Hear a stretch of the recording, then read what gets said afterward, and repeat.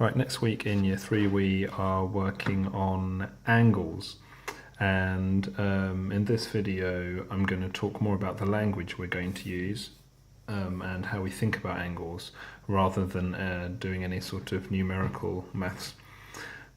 So one thing that we're not doing at the moment in Year 3 is talking about degrees. So what you're looking at is a right angle, and we'll talk about it as a right angle, but we're not going to say that's 90 degrees. We're just going to teach that, I think in Year 4 that comes in. But we can say this is a right angle, and we're going to teach children how to find a right angle. And we can say that there are other types of angles. Well, we can say that this is less than a right angle, and we could say that another angle like this is more than a right angle.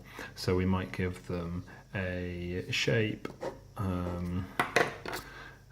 and say to them, you've got your right angle measurer, which will be a piece of paper which is a right angle.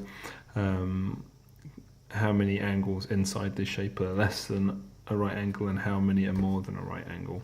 So 2 are less and 1 is more.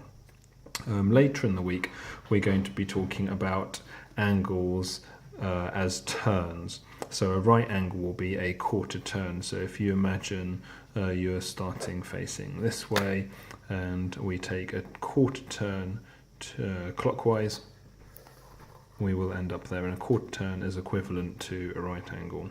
So you could say take a quarter turn clockwise, or take 2 quarter turns clockwise, and that's sort of preparing children for the concept of, a full turn being 360 degrees. But again, we're not going to come to that. We're not going to use degrees yet.